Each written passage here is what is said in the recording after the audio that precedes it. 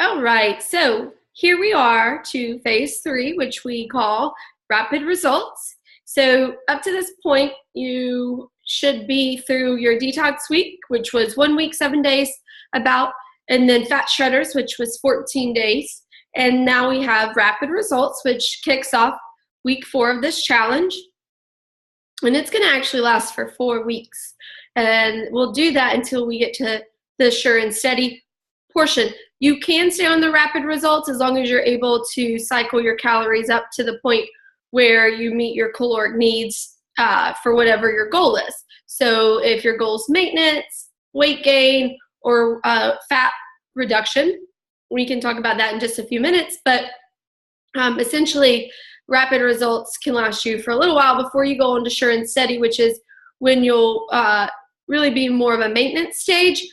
So on that note, I want everyone to understand that maintenance is as hard. I don't know if it's as hard, but it still takes the same diligent effort as fat loss.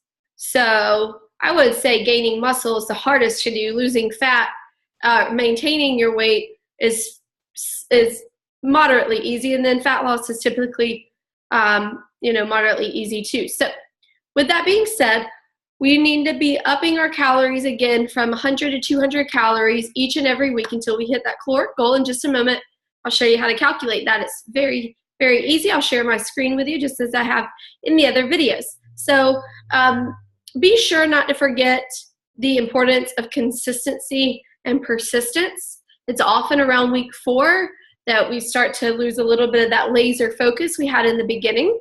So I want to take this moment to just talk a little bit about the 3 things you need to reach a big goal. First, we need motivation. Motivation is intrinsic, meaning it's something that's cultivated within. Inspiration comes from external sources, such as your coaches at Fit Body Bootcamp, things you might see on Instagram, books, events, documentaries, articles, that sort of thing. That stuff can inspire you, but only you can keep you motivated. And the way that you find that motivation, well, first of all, there's 2 types of motivation: push motivation and pull motivation. And we need leverage. And leverage is either going to be pain or pleasure. And most people find leverage and motivation through pulling, long-standing, through pain. Pain is really probably going to facilitate that pulling.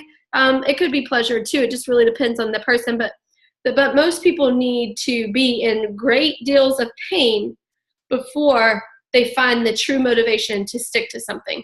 And we can pull that pain out of you. There's this process called the 5 whys, asking yourself why you do something 5 times before you get to the real answer. So processes don't typically fail. People don't typically fail, processes do.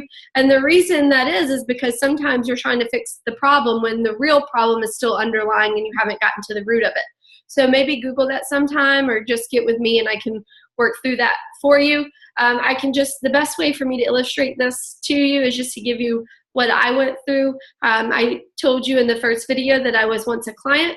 So I was never typically overweight. I just carried excess weight, and I've always struggled with food addiction my whole life. Genetically speaking, my family stayed pretty thin, either because they were really active. My dad had a labor-intensive job laying floors, so he was always thin. And then my mother, they're just thin people, and they don't eat a lot. And neither my mother or my father feel good today. My dad now suffers from colitis, celiac, and Crohn's disease. My mother's a smoker with emphysema and is in a very, she's depressed and on antidepressants and low energy all the time. So it's not good. The weight just isn't up. But for me personally, I was raised on fast food, and I was also raised on things like Debbie cakes, highly addictive foods. So for me, I just was hooked on food, but then I would put weight on and I'd feel guilty, and I would try different ways to get the weight off. And I suffered from low self-esteem for a very long time. And it was something that I internalized. And it wasn't until I met my husband, who at the time I wasn't married to, and he was healthy and successful. And I thought to myself, I want to be successful. I want to have energy. I want to be happy. I want to have confidence. I want all those things. So let me model success. Let me see what he does and what I can do to maybe get closer to my own personal and professional goals. And I thought that getting fit and healthy was really the first step. I was also a pack-a-day smoker at the time, and I knew he wasn't going to be attracted to me if I was smoking a pack of cigarettes a day.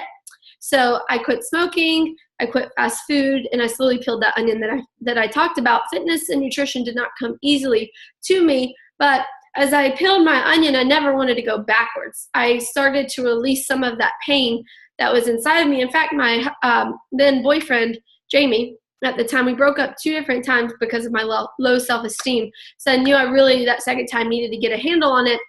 And I finally did, just by discipline. So first we have to find the motivation. And my motivation was I just hated the way I felt. I hated avoiding events because I couldn't find anything to wear because nothing made me feel good about myself. So I just started with some small achievable steps. Those steps gave me confidence. That confidence gave me momentum to keep doing more. And then it was a matter of discipline. So once I had the confidence, I just would stay disciplined. As soon as I would lose discipline, I would lose confidence, which then would cause me to lose motivation. So I just want to be clear that you need motivation, you need confidence, you need to believe in yourself and believe that the steps that you are first capable of doing these things, and that by doing these things you will achieve your desired results. Through Fit Body Bootcamp, I guarantee you that it will happen. And then finally, you need to stay disciplined. Discipline only goes so far, so we really need to find that pain or find something that pulls you towards your goals so that you're not pushing a boulder uphill, so to speak. So with that being said, let's go ahead and talk about the nutrition for this phase, for the rapid results phase, and how it's different. Again, we're cycling our calories up. We're going to do that this time through phase 3 is rapid results. We have a sample meal plan, some recipes if you're using our supplements. Let's see, this is our power food list actually. So let's see what's on here. This is where it gives you a meal plan. So you know for breakfast you need a protein, 4 servings of vegetables. That's a lot, but it needs to be done first thing in the morning. So don't wait until nighttime to try to get all your vegetables in. Otherwise you may not succeed. You can do the nutrition shake or sub that out for proteins and fiber. Here, you just need to make sure you get protein. So it's pretty laid out for you. We're increasing our protein again. We got a little bit more fruit. And then now you get to have dairy. Yay. So we're adding back dairy at this point. So you could detox again if necessary, if you've fallen off at any point. Still no alcohol except for with your 1 weekly splurge meal. Keeping water high. Supplements are based on whatever you need. So if you can't get to food, that's when you need that protein powder, that meal replacement, and continue to log your food and increase your exercise if you are starting to feel stronger and your schedule allows for it. Be sure to change your perspective on both exercise and healthy eating. Look at it as one step closer to that confidence, to that happier life, to reaching those goals. But anyway, that's how you're going to raise your calories, is by adding a fruit, adding dairy, and increasing your protein. So then the question becomes, Billy, how do I know when to stop increasing my calories? Well, I should tell you as soon as I can get to my browser here. Okay, so what you'll do is go to fitnessfrog.com. Again, calorie addition is very, very safe. When you're getting your 10,000 steps a day, you're doing 3 to 6 days of planned exercise, and when you're sticking to the portions and approved foods on all of your power food lists that were provided. The only power food list that wasn't provided, there's your sample meal plan right there, is Sure and Steady. We don't have those hard copy, but it's right here for you in digital version. So here we are at fitnessfrog.com. Now, I know many people are familiar with BMR, our basal metabolic rate. Your basal metabolic rate is what you burn just with your systems working properly. So coma patients, for instance, that are just laying there are going to burn 1,000 to 1,200 calories depending on the person. So we definitely need to be giving our body more fuel than that as we progress through the challenge phases. Again, detox days are optional if you fall off and need that to get reset. I will tell you, sugar takes 3 days to physiologically break the habit. So it's highly addictive. So if you have just a little bit of sugar, even fake sugars, it could create or simulate, cause, is what I'm trying to say, cause some sugar cravings, and we definitely don't want that. Sugar is the root of evil. It is so, so bad for us, and I'm highly addicted to sugar. I love it, so I speak from a place of empathy and compassion. I know it's not easy, but I can give you some tips and tricks later on to help you with that. So we know what our BMR is, but we really don't need to know that. What we need to know is our TDEE, our total daily energy expenditure. And we may not get it right on, but we can definitely get, you know, an idea of what we're expending each day. So I'm going to go ahead and just put my metrics in. I don't know how much I weigh, somewhere around 110 pounds. I'm 5'2", and then I am 34 years old. I'm a female, and this is in pounds. I'm actually somewhere between light and moderate exercise. I'm going to say moderate because I do walk a good bit, and I try to get to about three to four boot camps a week. The only thing I do outside of walking and boot camp is yoga, because it helps with my mind. It's moving meditation, so it helps me reduce my stress. So it says that most likely I burn 1,951 calories a day, as long as my exercise level, my activity level is moderate. So what I need to do then is reduce that, because I need to expend more calories than what I consume. I need to burn more calories than what I put in. I need to burn more calories than what I eat or drink. So how much? I used to think I needed to have 1,000 calorie deficit a day. That would put me at 1,950 calories. Otherwise, I had to exercise more. Again, 1,000 calorie deficit for too long is too much. And that was probably the biggest thing I ever learned in my journey. And I can tell you that I was the person that wore the Fitbit on my arm. It wasn't a Fitbit. It's called something different. It was gargantuan, and I refused to take it off. I showered in it. I slept in it. I calculated every calorie burned. My pain was so bad, and if I couldn't if I didn't get to eat enough to not be hungry, I would just run more so that I could eat more, and I was still only eating about 400 calories a day. I mean, I was still eating about 1,400 calories a day. Now I know I don't need to over-exercise, and I can still consume 1,400 calories a day, and I will burn fat and build muscle so much quicker. It's just astonishing.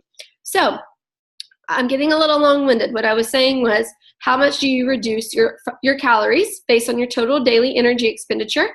It is 10 to 20%. So my calculator, if I'm just starting out and I really need to get that momentum and get those results so I stay motivated and have that confidence that I talked about, I want to be a little bit aggressive, 20%, but not for too long, only for a little while.